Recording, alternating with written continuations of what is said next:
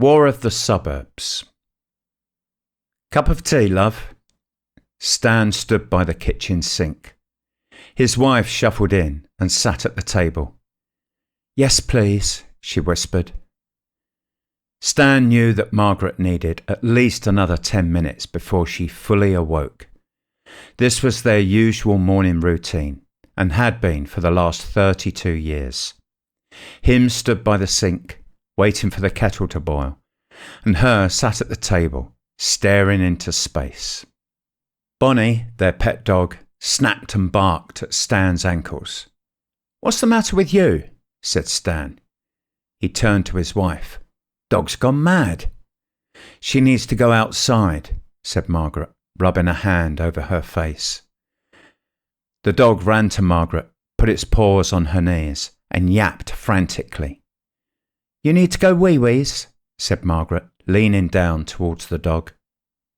Stan stared out into the back garden. It was in near total darkness. Bit of a gloomy day, he said. Still, it is November. Outside, the garden was still.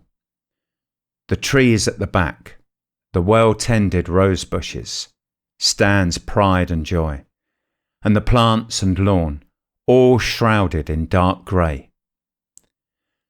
Lisa's coming over today, said Margaret. She wants lasagna for lunch. There's one in the freezer. Oh, well, said Stan. Lasagna for lunch it is then.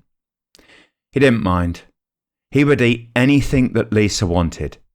His granddaughter, 7 years old, and she could do no wrong. Bonnie yapped and snarled at Stan's feet again. What's got into this dog? He said. She's going frantic. The kettle whistled as the water boiled, and Stan turned off the gas. I hope she hasn't been next door again, said Margaret. Maybe she's had some of the fertiliser, like last time. Stan poured hot water into the teapot. We never really knew if it was the fertiliser, said Stan.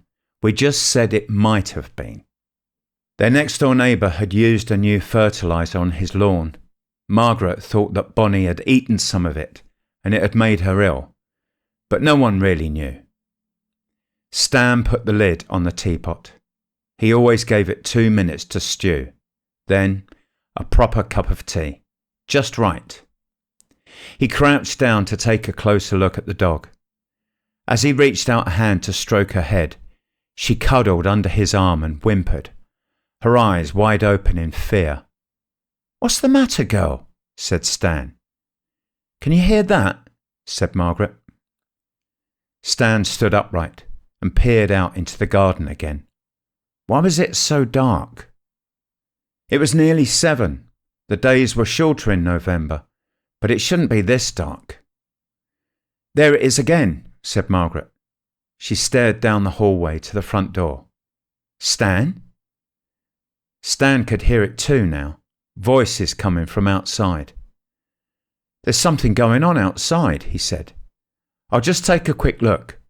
Mind the dog, Stan, said Margaret. Don't let her out. He went to the front door and opened it. Outside was like the middle of the night.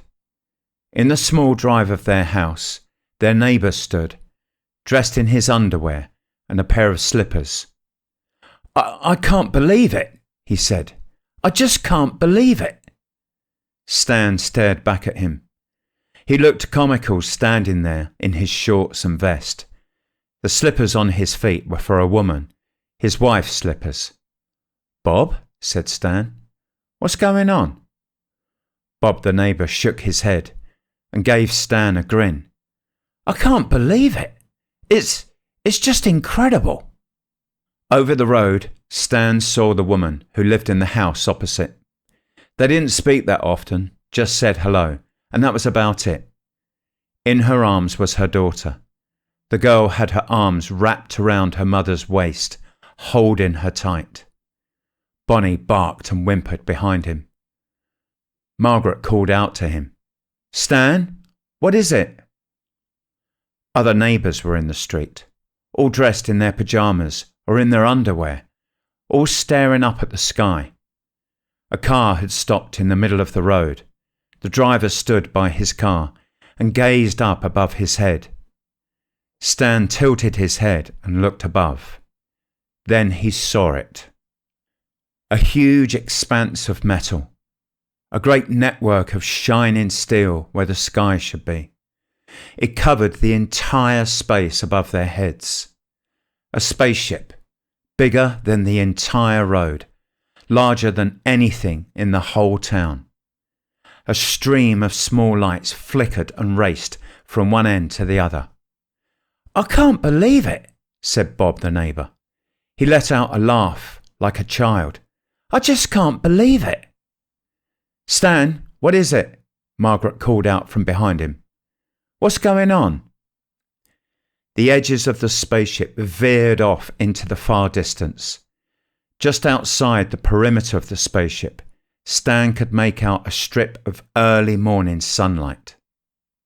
"Margaret," he said, "I think you might want to take a look at this."